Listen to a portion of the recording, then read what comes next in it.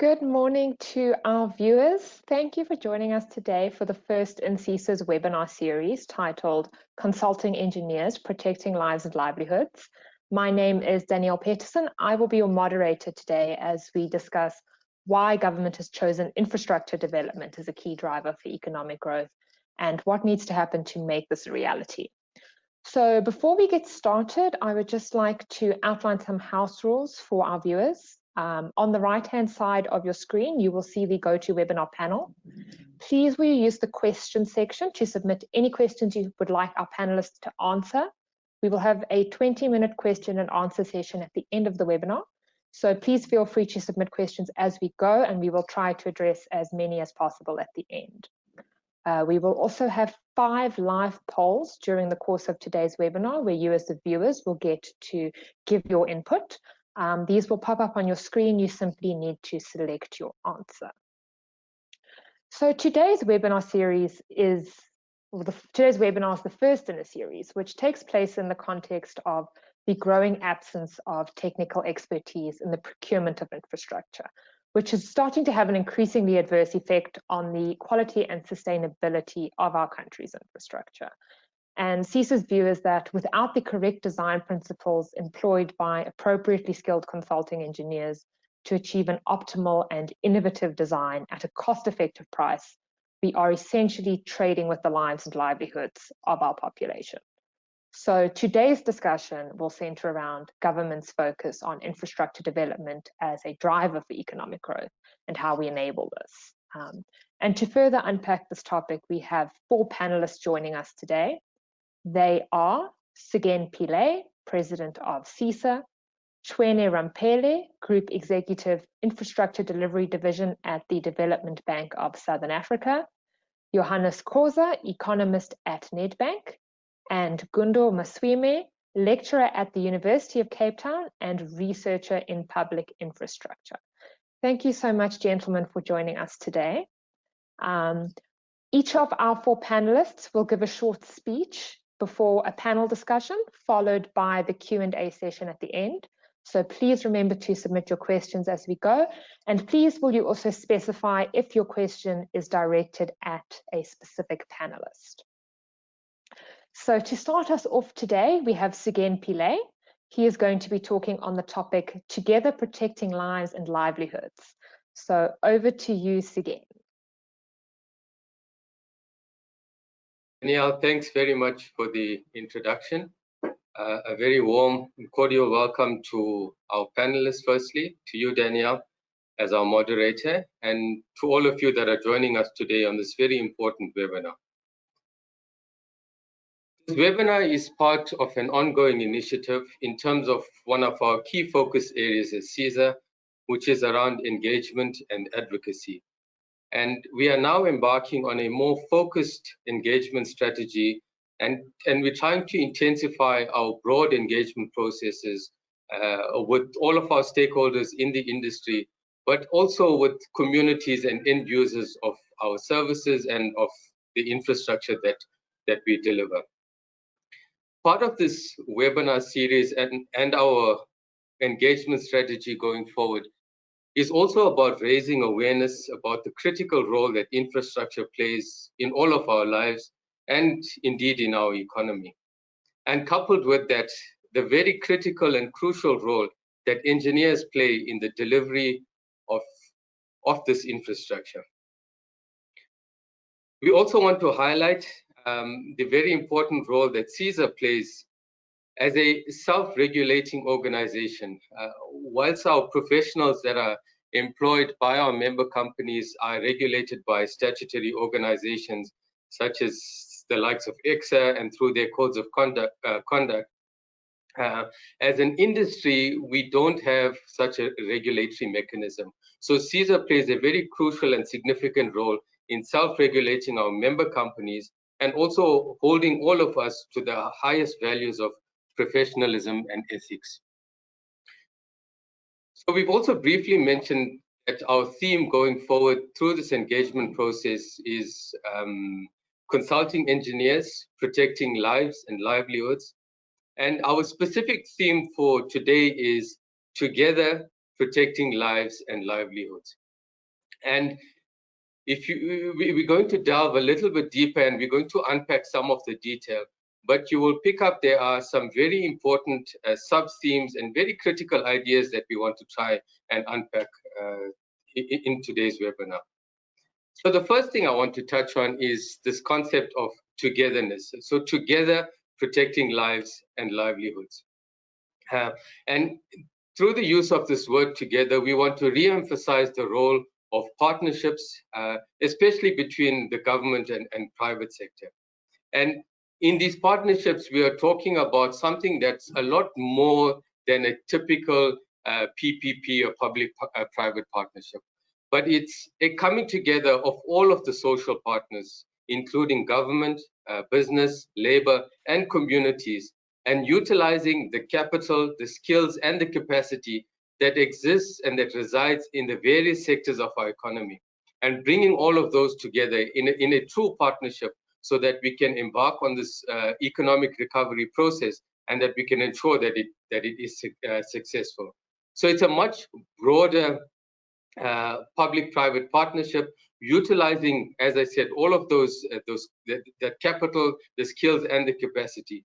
A lot of those skills and capacity don't reside in the public sector at the moment, but they certainly do reside in the broader economy.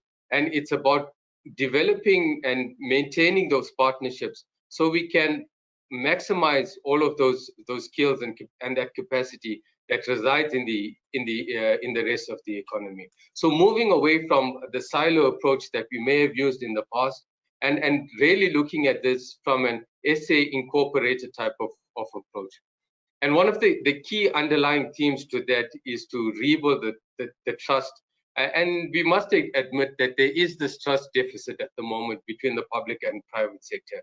But this is certainly being addressed, and it's going to be a continuous and a slow process that we need to continue to build this trust so that we can work together and ensure that our economic recovery process is indeed a success. The second very important part of this webinar and the theme that we've chosen together is about saving lives. And perhaps when you first saw the theme, you might have thought that we were focusing very much on the COVID and the pandemic and the lockdown. But again, our theme is going to be a lot more broader than just restricted to COVID and the pandemic. Obviously, we're going to try and address some of those issues, but we're going to look at saving lives in a much broader perspective. And a couple of the key themes that we want to unpack. The first thing is around providing basic infrastructure to all of our communities and all of our people. So basic infrastructure in terms of water and sanitation. And also, if you look at what happened during the lockdown, because this was brought into stark focus during the lockdown period, where many of our communities didn't have access to water and sanitation services. And this ideas about washing regularly and looking after your own personal hygiene was just not possible for many of the people in those communities. So we're looking at this at a very much broader perspective in terms of providing that basic infrastructure to all of our communities. Even if one looks at housing, again, a lot of our communities don't have access to decent housing. And then this concept of social distancing, it just doesn't feature, it's just not possible. So how do we now use that experience and learn? We know that these things exist, but in the broader context of saving lives, how do we start addressing these basic infrastructure needs so we are indeed saving lives in the long term? Coupled again with this is a very important underlying issue and concept that revolves around revitalization of our municipalities. And as the primary service providers, in terms of this basic infrastructure, if we don't address some of the challenges that exist at our local government level, we're certainly not going to be able to address this issue. So there's a very, very important sub-theme there in terms of the municipalities and how do we get them to start operating at the level that they should be. And then finally, just as a last thought around saving lives, is in terms of our responsibility as consulting engineers and consulting engineering companies, in terms of the health and safety perspective, when we do deliver infrastructure. So from the design phase through the construction phase, and certainly through the operation and maintenance phase of that piece of that infrastructure, and the duty of care that we have towards saving lives when we do deliver infrastructure. So you can see that the saving lives concept as a very broad and all-encompassing type of perspective. And then finally, around saving livelihoods, again, you might have thought that this revolved mainly around the jobs that we lost during the pandemic and during the lockdown period, and we're certainly still in that period now. But again, our focus here is going to be about job creation and infrastructure build as a catalyst to economic recovery, but on a much broader scale. So how does infrastructure now, how is it going to be used to underpin this economic recovery plan that we are all so eagerly waiting to hear about? Our president is going to present the plan tomorrow, and hopefully we'll get a lot more detail about what this recovery plan is going to entail. And coupled with that now is this the fact that our economic recovery is going to be built on infrastructure spend, and also addressing the basic requirements of infrastructure in developing the economy and making it more competitive and efficient. We must have that basic infrastructure to be able to underpin a competitive and efficient economy. Also, hopefully we're going to touch on the multiplier effect that infrastructure spend actually has, and that it spurns so many other industries and actually underpins so many of those other industries. And as we start to see this economic recovery process unfold, we're hopefully going to see more and more livelihoods being saved, more and more job opportunities and job creation opportunities being developed. And then through that, we're also hopefully going to speak about what are the key requirements for the state in terms of the capability and capacity that the state has in terms of this infrastructure development process and program. How can we leverage off some of the skills, the capacity that exists in the private sector, and really reinvigorating the social compact between the various social partners. So just in summary, our theme, Together Saving Lives and Saving Livelihoods, is a much broader perspective about the economy. We're going to utilize infrastructure to kickstart this economic recovery process. So with those few thoughts, just to kick off the discussion, I'll hand you over back to Danielle. Thank you. Thank you again for setting the scene so nicely for us and highlighting some of the challenges. Our next speaker is Tshwene Rampele, and he is going to talk to us about infrastructure development as a key driver for economic growth. So I will now hand over to him. Thank you so much, Daniela, and then also to Sugen for that overview. My name is Tshwene Rampele, as it has already been introduced. So I think let me first extend my gratitude to CISA for this webinar. It is indeed befitting and appropriate to reflect during these difficult economic times, which are obviously aggravated by COVID-19 pandemic. The consequences are conspicuously globally characterized by reduced economic performance. And the reduced economic performance automatically inflicts a gap in funds available for infrastructure development. But maybe just to touch a bit about the DBSA, as I'm from the DBSA, I want to just affirm that the Development Bank of Southern Africa, as a progressive development finance institution, agrees with the school of thought that has said that infrastructure development is a key driver for economic growth and development. And just maybe to remind everyone in this webinar that the DBSA's mandate particularly is to promote economic development and sustainable growth, again, looking at human resource development and institutional capacity building through the mobilization of the financial resources, both nationally and internationally. And this becomes much more relevant for me to state at this point in time, owing to the topic that infrastructure development is a key driver for economic development. And that's why in the DBSA, we're really committed to building Africa's prosperity through the financing and implementing of sustainable infrastructure.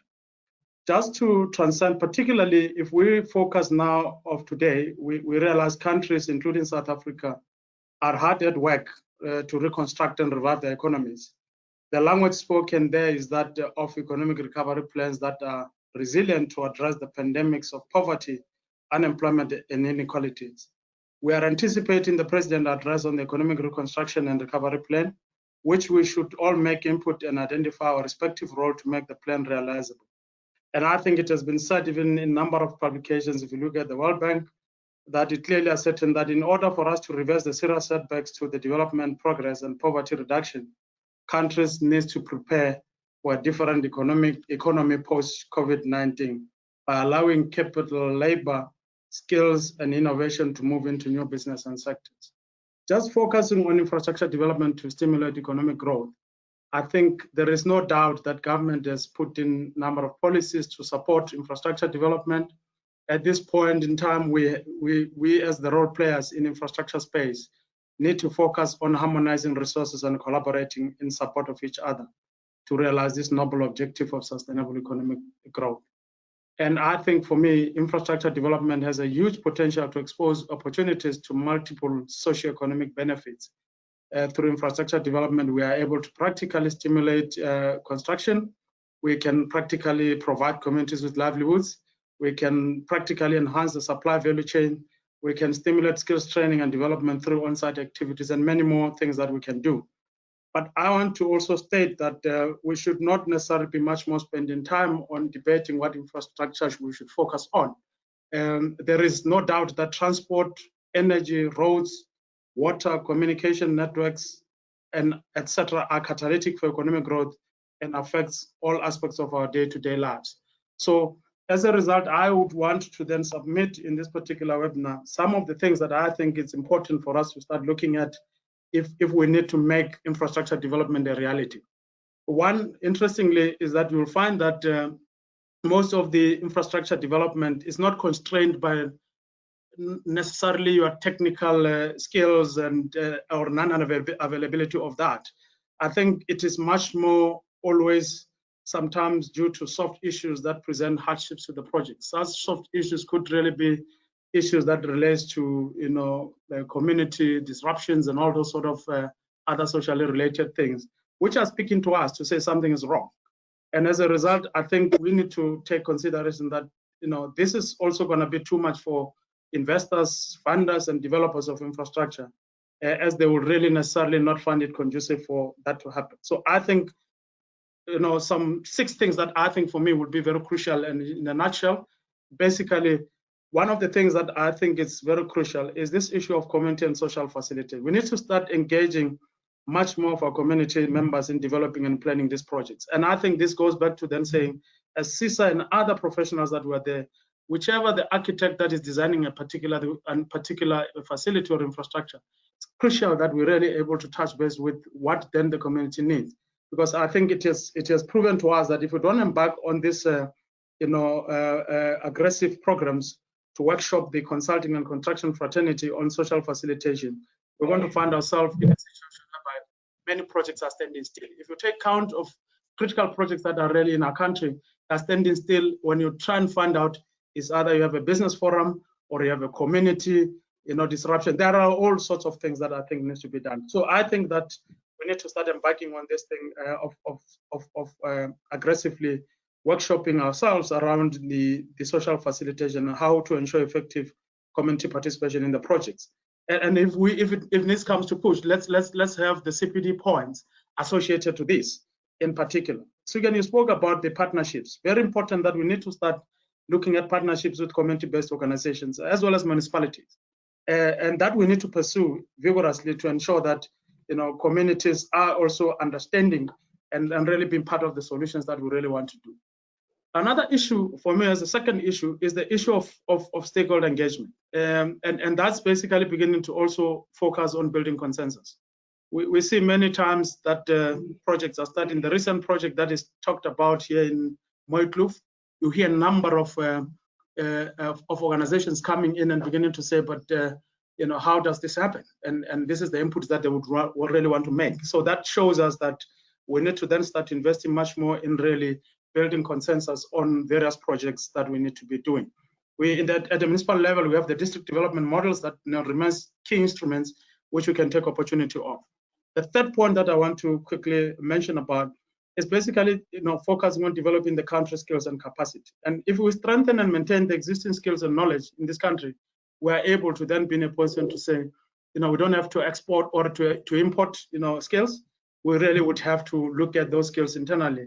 And I think we have to start making sure that the built environment institutions are basically, empowered in that respect. The fourth aspect that I want to mention is the fostering of the technological innovation in infrastructure development. Times are gone that we're really, are ignoring the issue of technology. We should start looking at leapfrogging into using building information modeling, solutions in trying to see how best we are able to then manage the efficient planning, design, construction, and management of building and infrastructure.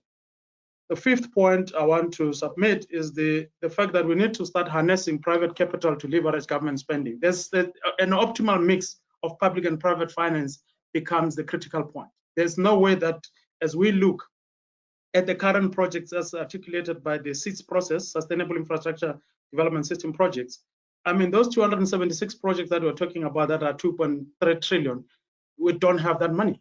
And I think that's where we're saying, let's use that leverage in part of leverage in the private sector. But finally, it's for us to look at investing in maintenance of core infrastructure. I think we've been much more looking at infrastructure being development on the basis of new infrastructure, but we've been neglecting much more in terms of the issue of maintenance of the core infrastructure. And I think that is also greater opportunities for us to then begin to stimulate more jobs. And if we find ourselves in a labor-intensive methods applications, we could really find ourselves creating much more jobs. And that, for me, is the livelihood that we're speaking about. So as a result, I think for us, those for me becomes the 6 critical areas that really, if then we need to answer the question as to what needs to happen to make infrastructure development a reality, those are the critical areas that we need to look at. Thank you, Daniel.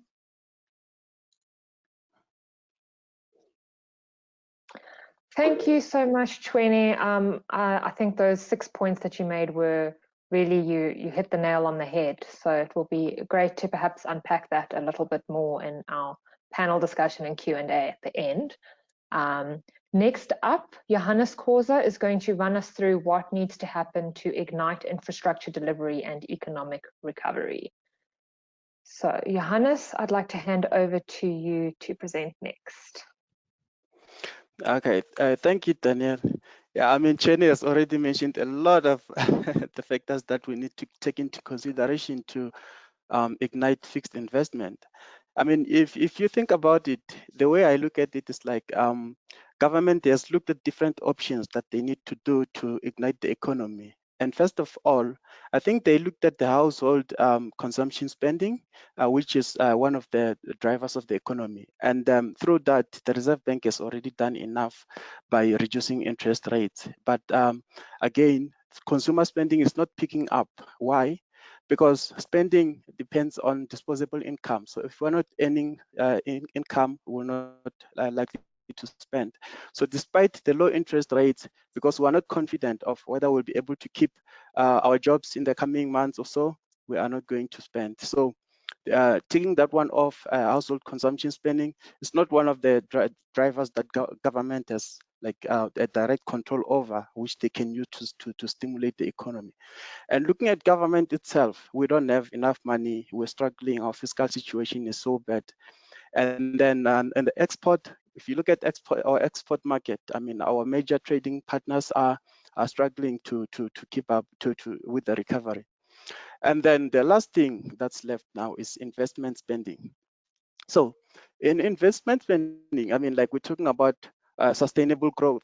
I mean, if we spend on infrastructure, it's something that we're going to keep forever, and it's something that that's going to help us to sustain the jobs. But what does government need to do?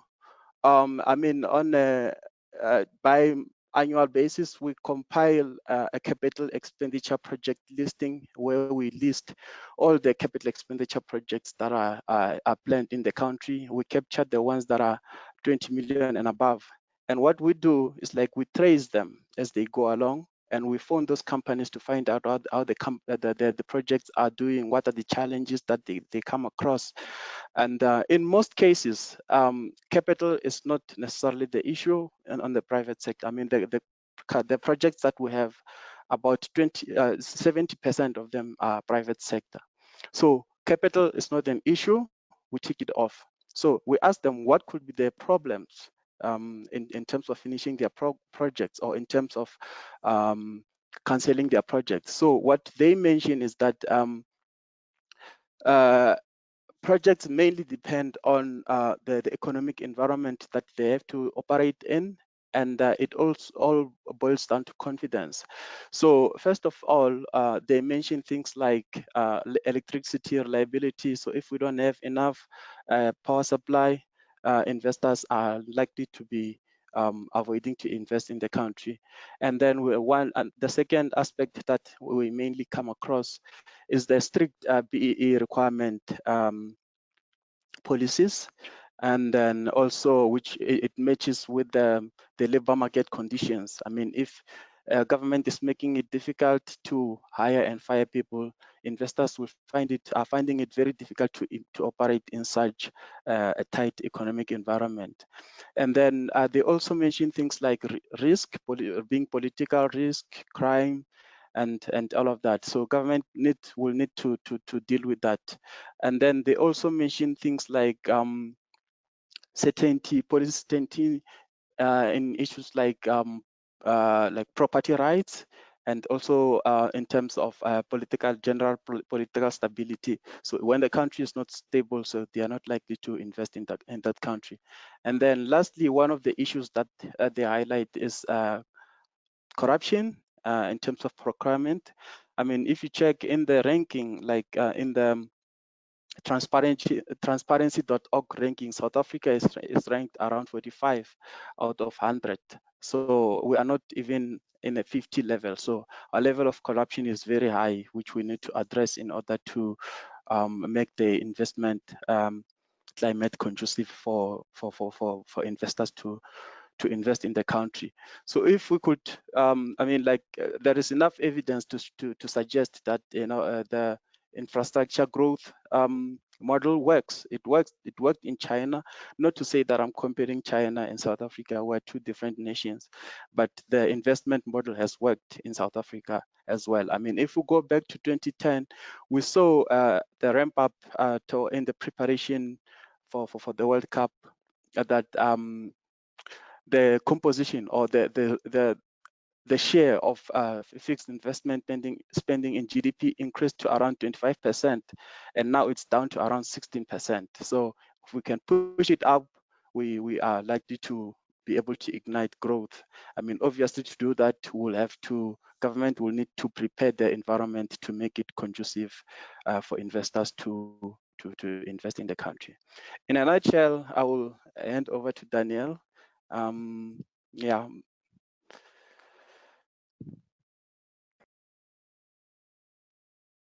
Thanks, Johannes. I think you've really given us some things to think about in terms of creating a conducive environment, particularly for attracting investment, which, as we've established, is crucial because we can't rely on public sector funds alone.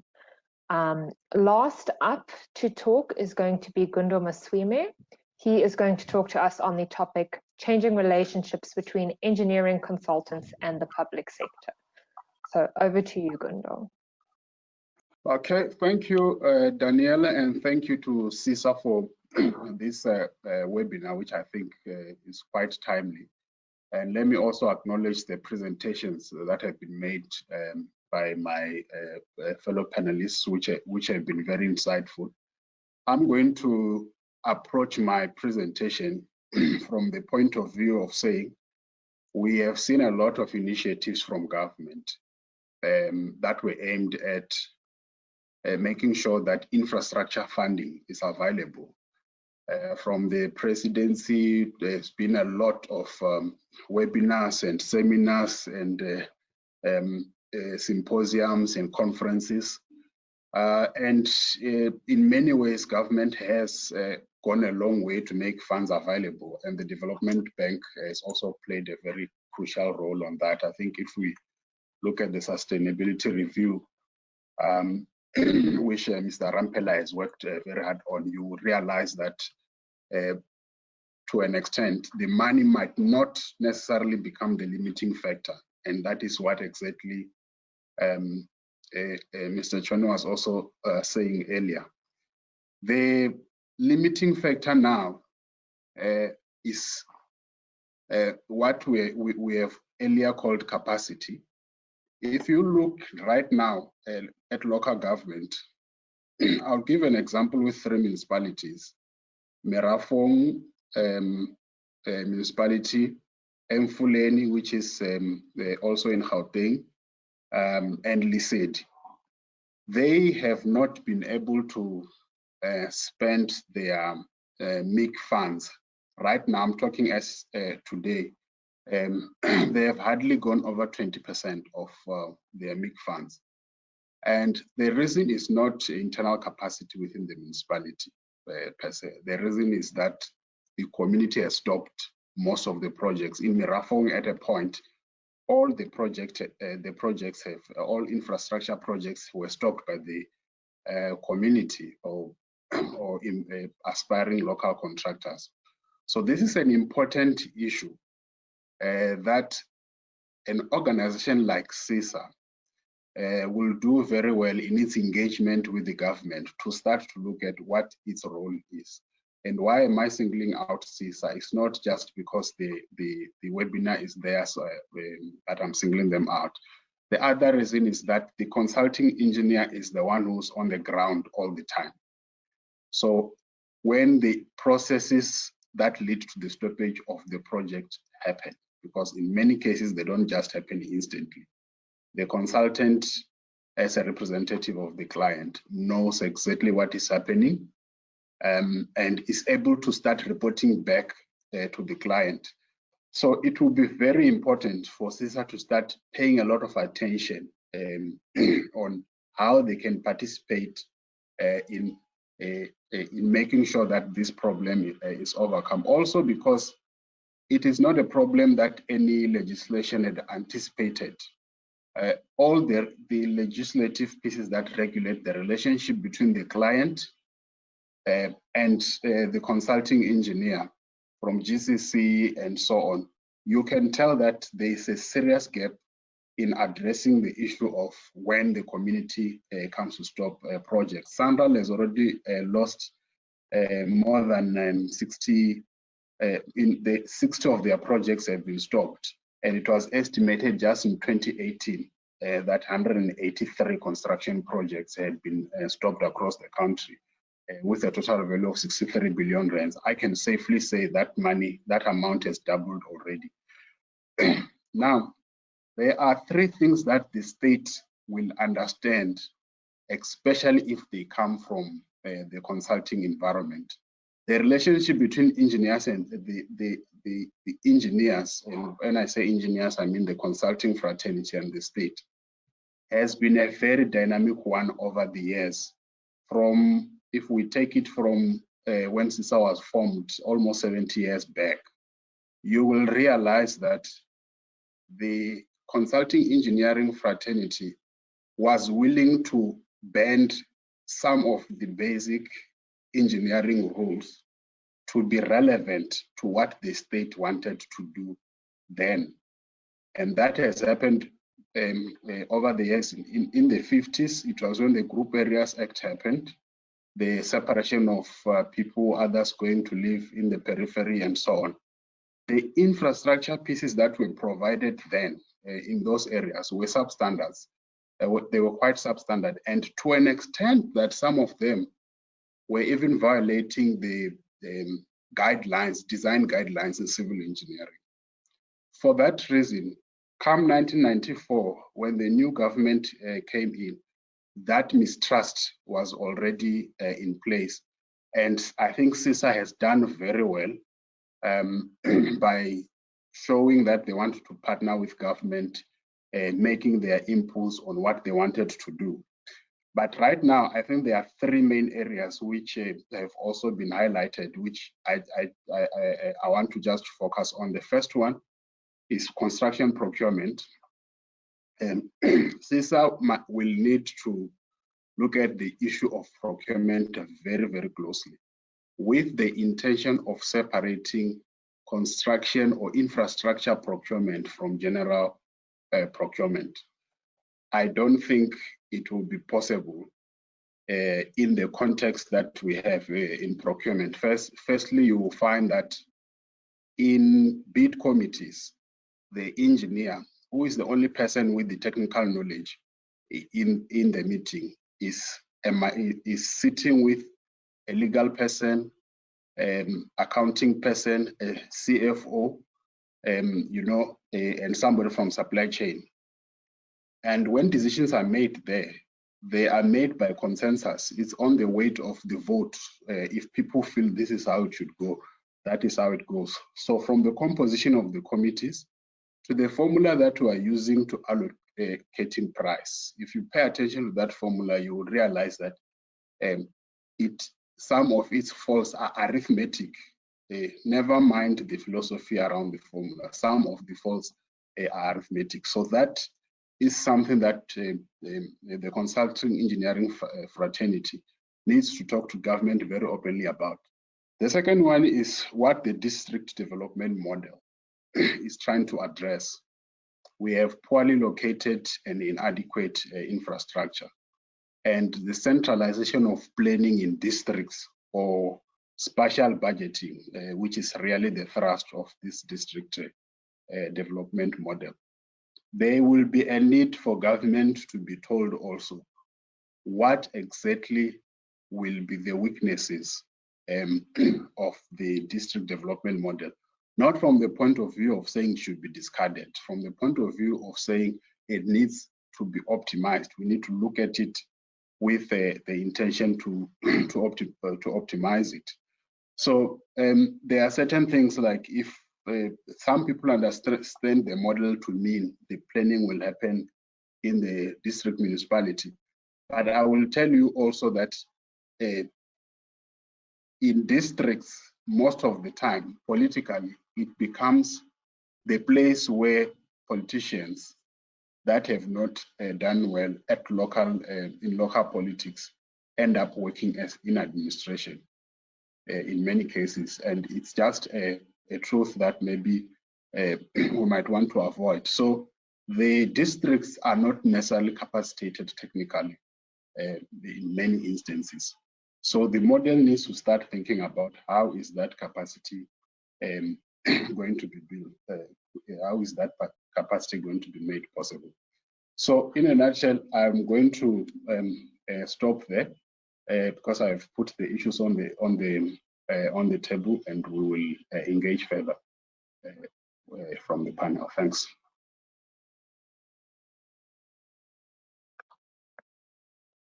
Thank you, Gundo, for sharing those insights with us. We're now going to move on to the panel discussion portion of today's webinar. So I would really like to thank all of our presenters for sharing their insights and really laying such a nice groundwork for discussion. And also a reminder to our viewers, you are welcome to submit questions in the questions section on your GoToWebinar panel, which we will try to address at the end. As we launch into our panel discussion today, I'm going to start with a poll for our viewers. And I think all of our presenters have agreed that infrastructure development does have a role to play in economic growth. So the poll that I'm going to launch now, I would like our viewers to please select the answer that they think is most appropriate to the question, do you think that infrastructure development in and of itself will increase economic growth? So we'll leave that up for a few seconds while we wait for the responses.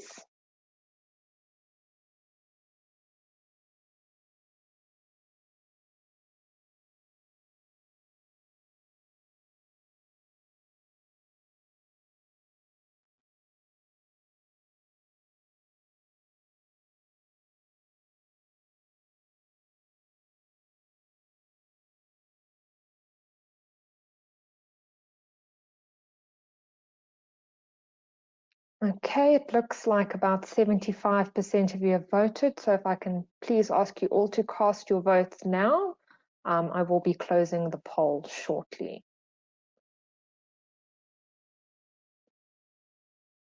Okay, I'm going to close the poll and we can take a look at the results.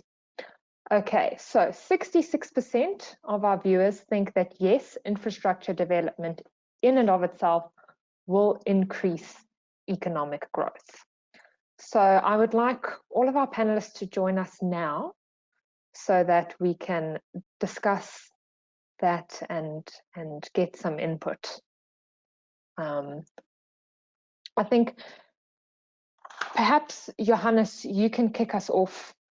As an economist, do you think that infrastructure in and of itself is enough, or do you think there are other things that perhaps need to go hand in hand with that to really stimulate the economy? Yeah, well, I mean, the economy works in a sort of like an engine of a car. You can't only rely on one particular variable.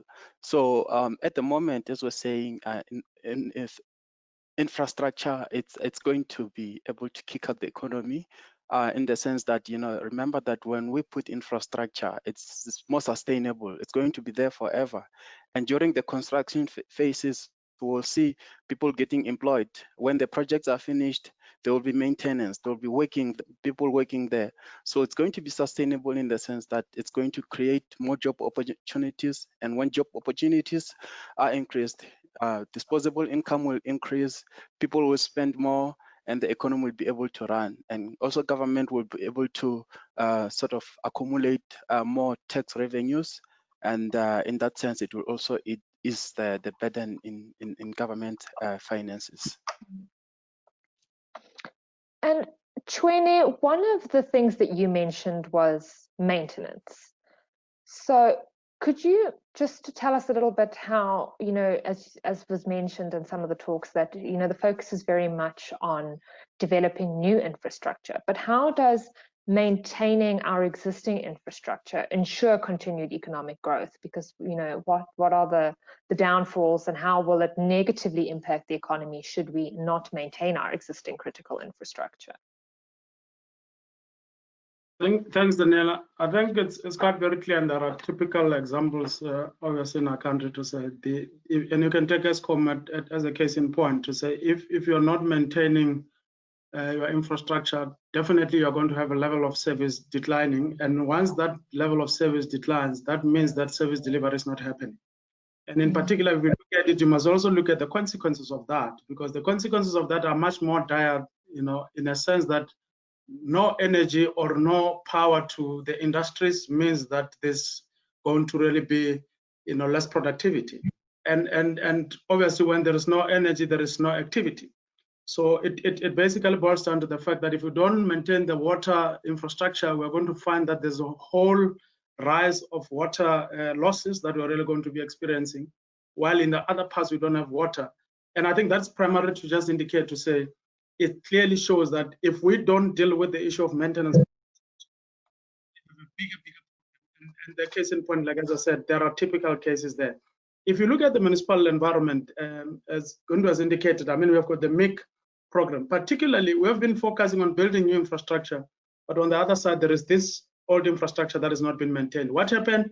We start to see the rise in service delivery protests, because when you look at the nature and analyze that, you'll realize that service delivery protests are not coming from a new pipeline that has just been created. It comes from old infrastructure that has not been maintained. And all of us are quite aware about that particular aspect. But the critical question is that why are we not getting to the culture of maintaining this infrastructure? where you got to a point whereby if the international standards are saying 8% of the infrastructure budget needs to be spent on maintenance, in South Africa, I can tell you, I've been there in Cocta, you realize that less than 3% is spent on the maintenance of infrastructure. So that takes us, is going to really be, taking us a long way for us to realize, the kind of the benefits that we really want. So I think, even again, maintaining of infrastructure becomes even an industry on its own, because if you really start looking at it, it can really be one of those, industries that we can look at. And because it actually has the opportunity to give our people a chance to, plumbers to really be working, our electricians to be working. So it is quite a much more of an opportunity that I think we are living in. But yeah, like as I said, Daniela, it's very critical that we really look at the maintenance. The collapse of maintenance will collapse this country. Gundo or Sugen, would either of you perhaps like to comment on perhaps how we start to change thinking around the maintenance of infrastructure and realigning budgets so that it gets more focus, and how we can actually create jobs through infrastructure maintenance?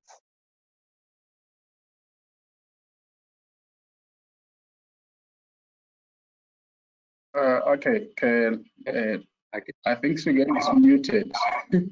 Okay, let me start. All right. Well, the maintenance, let's take maintenance in local government, how it happens, and you'll see where the problem lies. In local government, you have the infrastructure cluster with an executive director most of the time, who will commission a master planning process where the full master plan of the municipality infrastructure is done, is costed, and the priorities are set out. But the budgeting process follows an integrated development plan model, where the mayor goes to the communities, ward by ward, sometimes cluster wards together, and asks them, what are your priorities for this coming 5 years? And then each year they go and update that. So another list comes from there. That list will also have some maintenance issues, but very few. People are interested in things like roads that they can see with their eyes. They want a school, they want a clinic, and so on. So now you have the two lists. You have got what the mayor would now have agreed with the community, and you have got what the technical department in consultation or with using consultants will have agreed now with the engineers in the municipality. These two lists, they never match. When they overlap, it's coincidence. It will be when somebody recognizes there's a need. In fact, that is why we are behind in maintenance of underground infrastructure, because very few politicians are interested in having come for a 5-year term and maintain underground sewer infrastructure that nobody can see. And people have been using water and flushing all the time before he came and after he left. So in that way, he's not made an impact. So there is a need to put this case through to government, especially as part of this district development model, to say you have got an engineering process running parallel to a political or a social process. Because the final list from the community is agreed on by the ward councillors from that ward, and then there's a process, and everyone is thinking about self preservation. That if I do this and this, I can get another term. But the engineer sits with the burden of maintenance. Then maintenance becomes reactive. Public infrastructure is like cars.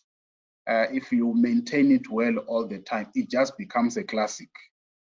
It doesn't get dilapidated. It becomes a classic. A classic. So that is the challenge that we have, right? Those are the competing values. So we can discuss it and we can talk about it, but unless we have a tweak in the framework, we will have a problem. The last point I want to make is that our procurement regulations have left something out that they have not been able to solve until now. And that is something we call strip and pout. It is when you are maintaining something like a mechanical issues like pumps, that if a pump is broken, are you going to, you have a panel of companies that are supposed to do maintenance. Are you going to take that pump to one company that will strip and see the problem and tell you the amount and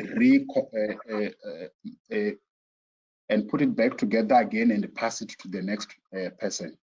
Because the first one might take an important piece out so that the next one makes a higher price. And those are things that are happening now. So there are those special instances which makes maintenance a very, very tedious process in government, especially sometimes when even the engineers within the municipality are not sure what the problem is until we have dug up and opened and seen what is there. Even the cameras don't capture all of the times that we use sometimes. So there are all those instances that they need to be researched, and the consulting engineering fraternity must then make recommendations to government. I think it will go a long way in building trust when they have been seen to have actually solved problems, because government does believe that our engineers are world class. And for that reason, they would be willing to listen to them with things like those. So let me stop there and then allow Sugen also to.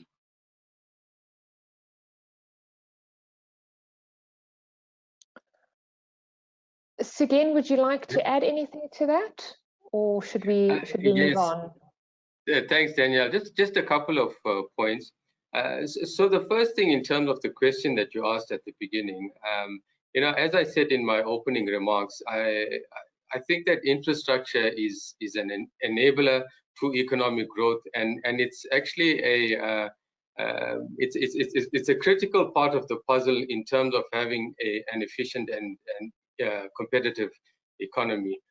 So whilst construction in itself forms or is a relatively small component or contributor to our overall GDP, in terms of the multiplier effect that it has on all of the other industries that it supports, it's really a lot bigger than that.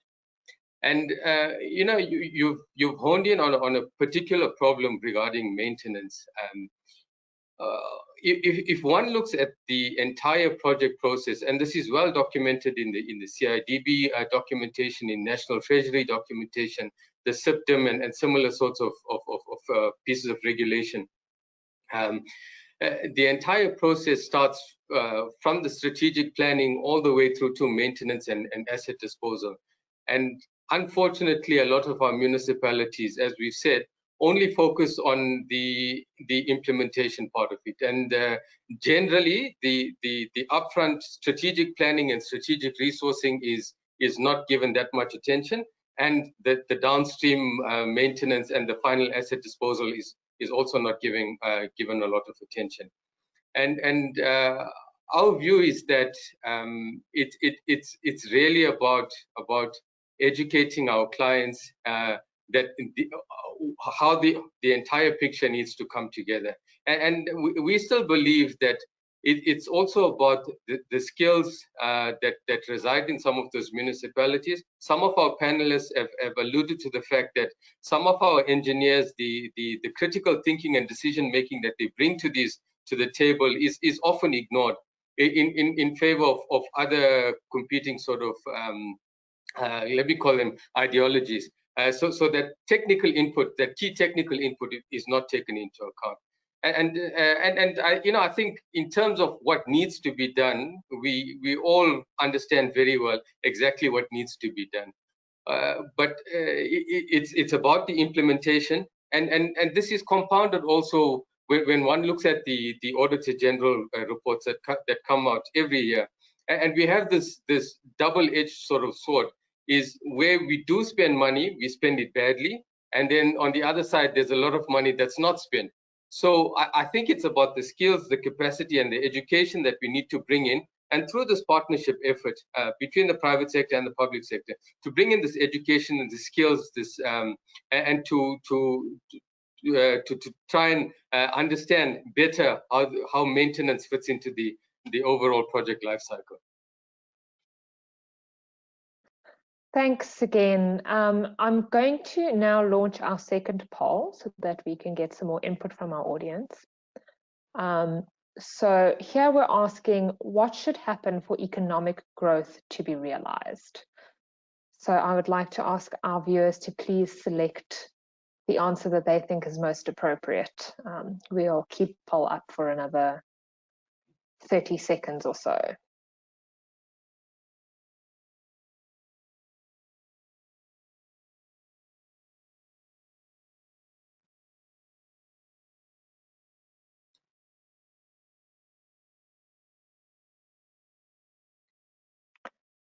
Okay, I'm going to close the poll in about 10 seconds. So I would like to ask our viewers please to vote if you haven't already done so.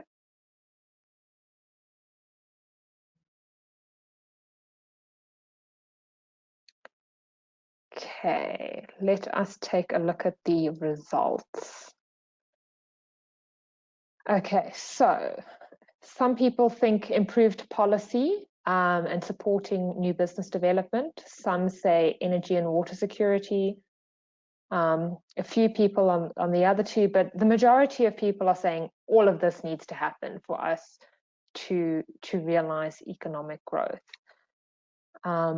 So perhaps it would be nice then for some of our panelists to weigh in on how we support these, specifically through infrastructure where possible, and perhaps also how the economic recovery plan plays into that. So I don't know if there's anyone specific who'd like to weigh in. Yeah, well, I mean, from my side, I think energy is one of the key variables that we need to take into consideration. I mean, if you go back to the time when load shedding started, like we had a lot of projects cancelled, and they never picked up. Even now, they're still waiting for proper energy security. And I mean, the government is already doing something about it. If you look at the renewable energy projects that have been coming through, the one thing that I also think they should do is that they should sort of deregulate the energy sector. They should allow more private companies to be involved in terms of production of electricity. In that sense, I think that can also help to reduce the cost of doing business, because if we have more power available, it means the price of electricity will also be lower. And also in terms of encouraging like manufacturing, like beneficiation, instead of exporting the raw materials that we can produce in the country, I think it can also be helpful for government to support more of local beneficiation rather than exporting raw material.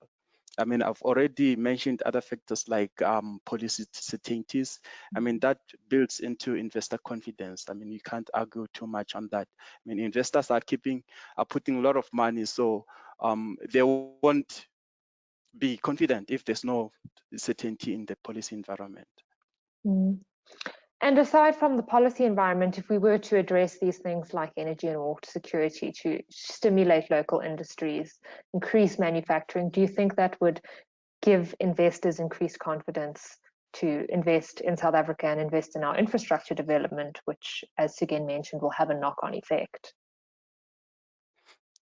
Yeah, sure. I mean, like that's one of the reasons that are given by in our research that we do when we compile the capital expenditure project listing. I mean, they just tick off, like everything boils down to policy certainty and the conducive environment. So if we can get all of those things right, I'm definitely sure that government can be able to pull out this investment driven growth. Okay. In the interest of time, I'm going to move on to our next poll, and we can then discuss further after that. So I'm going to launch this now for our viewers, asking what needs to happen to effectively implement government's economic recovery program. So if you could all please cast your votes. We'll leave the poll up for about another 30 seconds.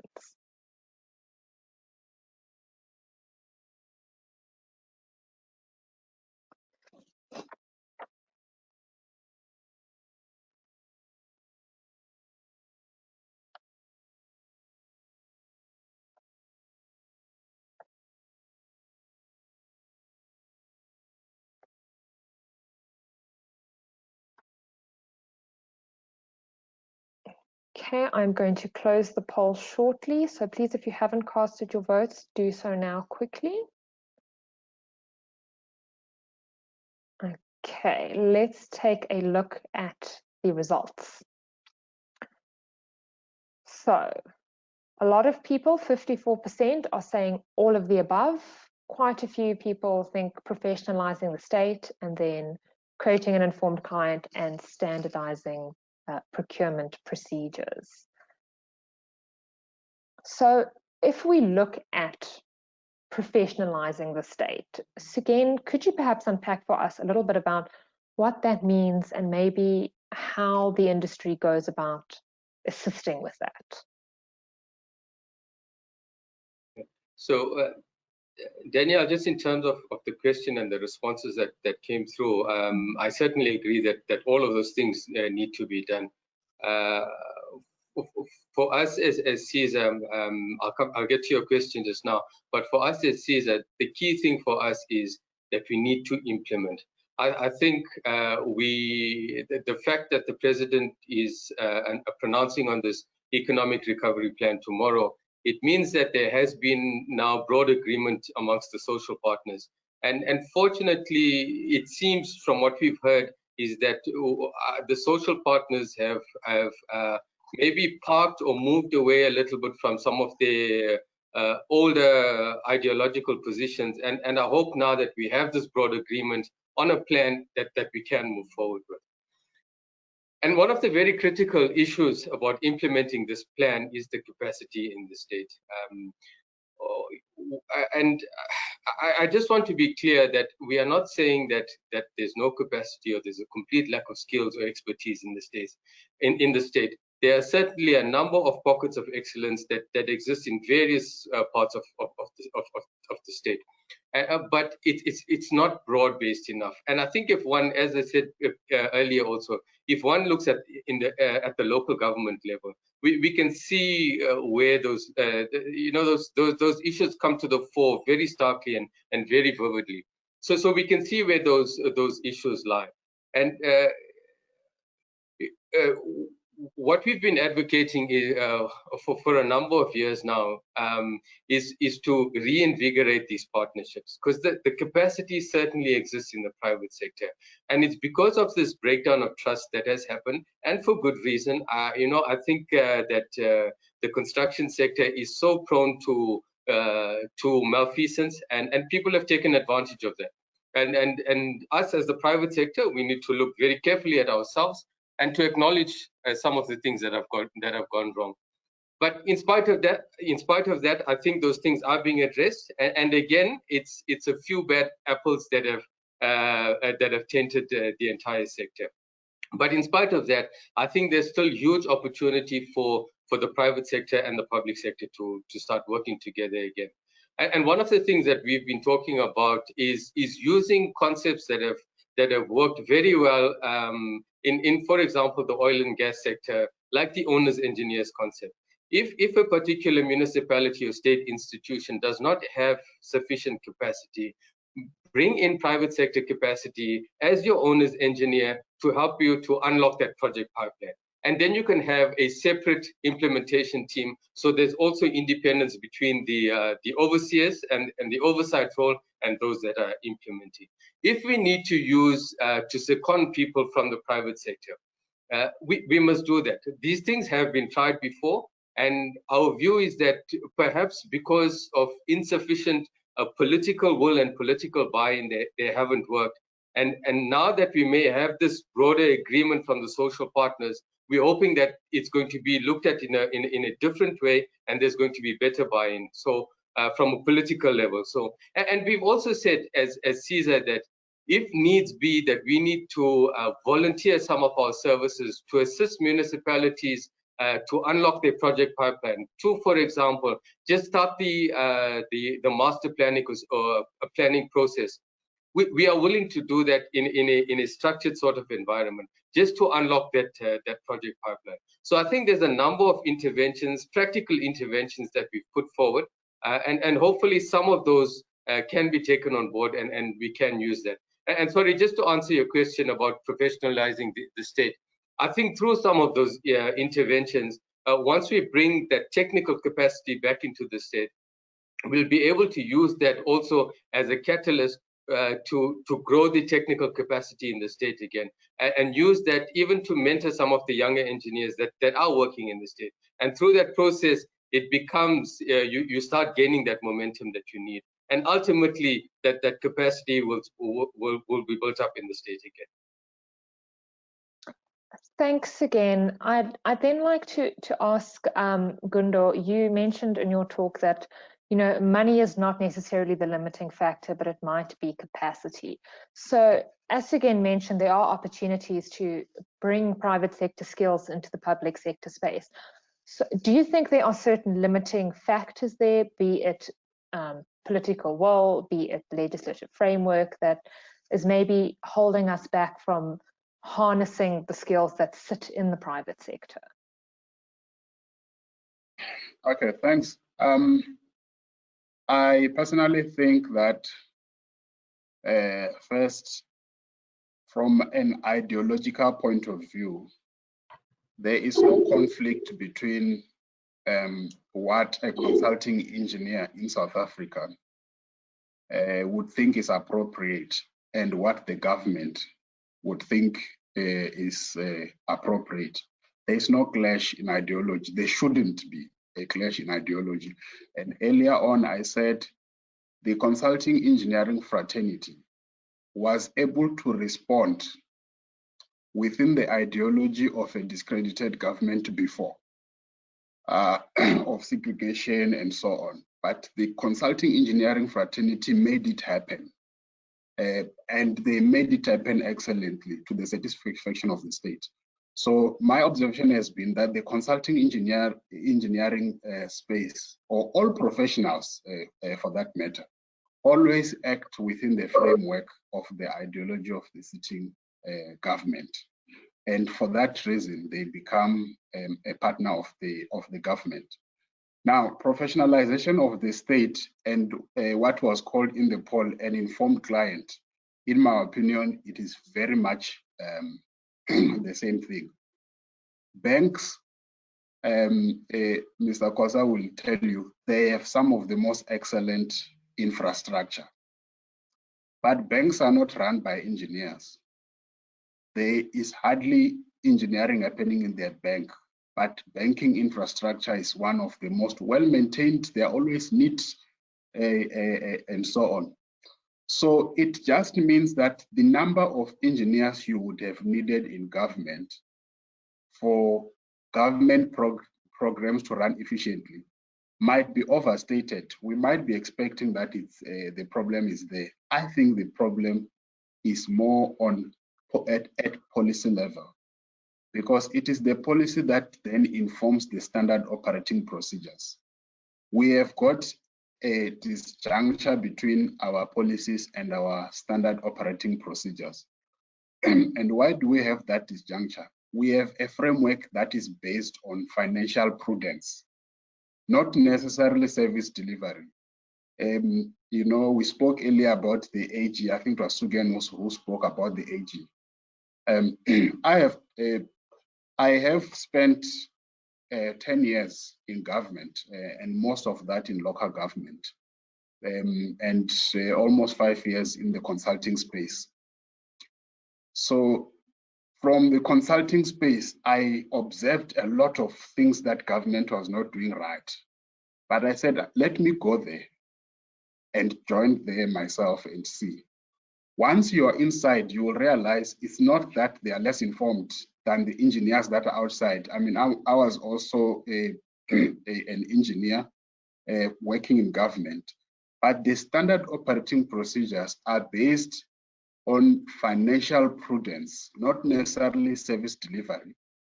And we have got a very stringent framework of what can be done. So if you say the consultant will be able to help the government to unlock their projects, you will find that, for example, you need a water use license. You need an EIA, environmental impact assessment, to be done.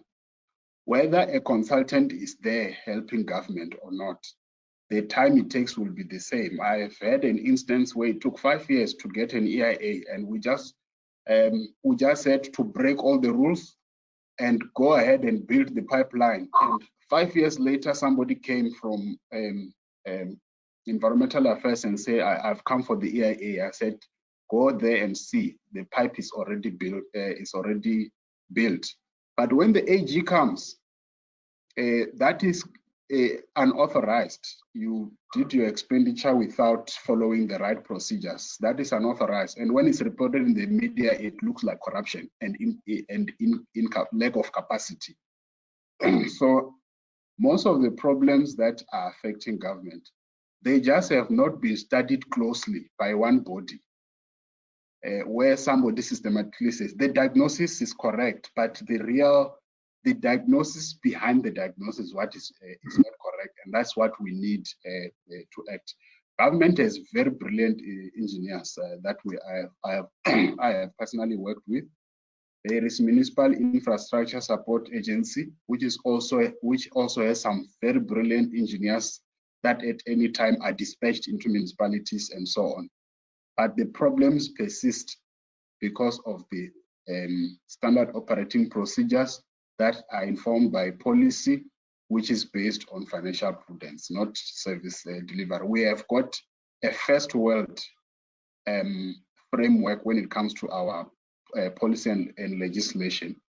That is why it seems to work better in first world cities like Cape Town and Johannesburg, but may not work as well for a rural municipality and so on. The burden of compliance is so heavy, especially now with all this focus on corruption.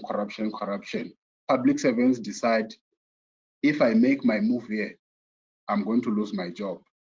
Because if your project is stopped on site, for example, and the contractor says, I'm leaving, you are building a school, and the contractor says, I am out of here, we are dissolving the contract. It will take you 8 months to get another contractor back on site. If you follow the procedures properly, you need to, the legislation is there clearly. I won't go into the detail of it, but I've seen it will take you 8 months. After that 8 months, the new guy that comes in is finding something that has been destroyed by weather, by the elements. And the markup of that price, the AG calls it wasteful expenditure. But the newspapers call it corruption and incompetence. If you act quickly and say, I'm not going to waste this money, especially for roads, there are times where you decide we'll break the rules now, we'll get another contractor in as quickly as possible. It's called unauthorized expenditure by the AG again, but by the newspapers it's also called corruption. So I think we have to really pay attention to what is the real problem. Is it capacity? Is it ideology? Or is it a case of policies that can be, that we need to pay attention to those policies and find ways to expedite processes? So that insight, I think, is very important, especially from consulting fraternity. Thanks. Thanks, Gundo. Danielle, sorry. Yes, sorry, please proceed. Sorry. If I could just come in there. I just want to re-emphasize that I'm certainly not saying that there's a lack of capacity or skills in the state. I just want to re-emphasize that what you're saying is that there are certainly pockets of excellence. There are a number of municipalities, especially the metros and things like that, that are doing a fantastic job. But it's a lot of our local municipalities, the smaller municipalities, that are really struggling, and that's where the issue is. Okay, thanks. we had planned to have 2 more polls, but I see we are running a bit tight on time. So in the interest of time, I'm going to proceed on to our question and answer session. So I will take a look at some of the questions that have been posed, and perhaps we can answer some of them. So first question up from one of our viewers is, could one disagree that South Africa has the largest number of failed infrastructural projects because of looming corruption where government funds have been allocated and stolen? And why don't we consider trade, manufacturing, and agriculture as driving forces for our economy? Is there perhaps one of our panelists who'd like to tackle that question?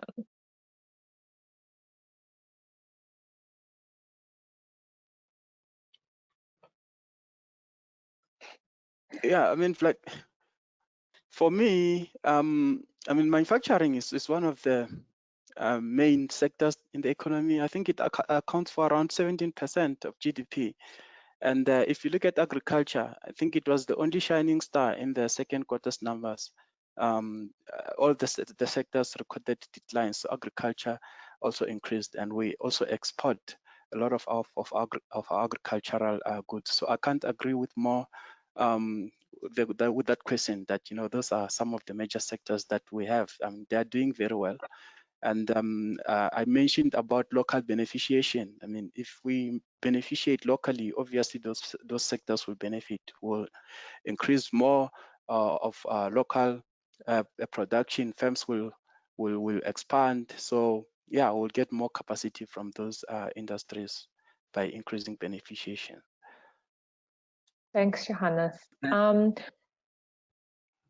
We have another question which I think relates to some of what we discussed earlier in terms of things like energy security, which is so critical to attracting investment. And that is, why does the Department of Mineral Resources and Energy slow down the 5th window of the REI PPP due to its internal workings if the industry is ready and investors are ready to go ahead?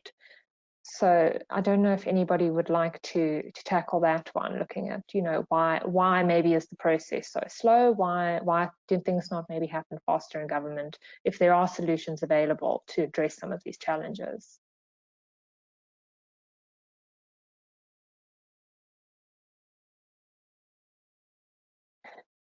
Danielle, so yeah, you know, I think we all quite disappointed that some of these programs have in fact been slowed down or stopped. And they were wonderful programs. They world-renowned programs that have worked so successfully. The latest information is that the next window is going to start up again early next year. So it's a welcome development. And really, to that point, one of our key messages through our engagement with the government has been that there are a number of these programs that have worked very, very successfully in the past, and we seem to have forgotten about them. The IPP is one example, but the Working for Water program, the water demand management type of program, training plumbers and deploying them into communities. We have our water losses at the moment are sitting at about 40 or 50%, just through leaking pipes and you know, basic things like that. So there are a number of these programs that have worked very successfully in the past, and we certainly think that they can be that they need to be reinvigorated. I think one of the other things is that we generally we seem to be stuck on a design by employer type of contractual arrangement, where a consulting engineer is employed by a client body to design, and then we go out to construction. Whereas there's so many other types of infrastructure delivery models, also very well documented. They part of the CIDB literature, but very few people seem to be using them. You know, the design, build, operate type models, design, build, operate models. So there's a lot of solutions that are available, and we seem to be stuck on using one type of solution to fix all of our problems. So part of this economic recovery program must certainly look at using the best of what is available and using also what is suitable for that that particular circumstance and problem. Thanks for that, Sugeng. Yes. Just to add, and I think obviously I'm not going to answer as to why the department is slow, but I think we've seen recently that there's been quite movement around, the acknowledgement that we need to start, the process of what we call the embedded generation, whereby municipalities can really be allowed to then can generate at least 1 megawatt of electricity from the side. And I think what we need to then work on is to rally behind that particular kind of an opportunity and see that we add more efficiencies in the process of assisting our municipalities to really get to achieve that. Obviously, one of the key issues going to be raised is the issue of funding. And I think we're trying to look at those particular elements of saying, how then do we bring in the issue of funding in the process whereby, you could really then get those, suppliers or that the guys that can really start to put those plans together to ensure that they're really supported, to ensure that the whole entire embedded generation objective is achieved. And I think for me, that is the most important process that needs to really be looked at and supported, because ultimately it will see the relief in the whole entire energy issue that we're faced with in the country. And I think municipalities will start to see maybe a way of generating revenue from from the traditional ways of generating revenue. So I think that is basically beginning to, again, saying all the stakeholders, your ESCOMs and all, need to come together and really come to a rational position of ensuring that this whole entire thing of embedded generation is gaining traction like you had with the IPPs. Thanks, Chwene. And I think I'd just like to maybe jump in with a question from my side when you're talking about funding. We know that the DBSA is going to be responsible for managing the infrastructure fund. So could you perhaps just comment briefly on the role of the infrastructure fund in realizing government's economic recovery plan? Thank you so much. Yeah, obviously the whole issue around the infrastructure fund is broadly defined and spoken about in national government. As you have seen, the historic moments where the National Treasury, Public Works and ourselves were signing that particular agreement on how this thing needs to really be done. Obviously, it's still in the process of establishment. We just appointed the well-capable colleague of mine, Mr. Mohala Rakhato, who is heading that particular fund as of the 1st of October. And I think that is the right step in the direction to say we're starting at that level. But the role traditionally of the infrastructure fund simply is for us to then be in a position to find those catalytic projects. It's one of those blended funding approaches that we have worked out with government. And we think that obviously the major critical projects that you look at that has been listed also on the other side as gazetted would really be, find an opportunity to be funded from that particular approach. So once I think the modalities and how it works would be outlined and communicated throughout the country, it will see a lot of traction because we already started. There's been a number of projects that are coming from ICT level, projects coming from transport. So it's those sectors that we believe if we then tinkle them, they will really ensure that the economy grows. But it should really be understood that this is more like, as you said, blended financing is how we're really trying to also facilitate that private sector participation is enhanced in that process. So, I mean, in due course, we'll then be seeing a situation whereby, systems and processes will then be, communicated on how that particular kind of, applications needs to be done for that funding. But it's a very critical fund that we think government thought thoroughly in terms of how we put it forward.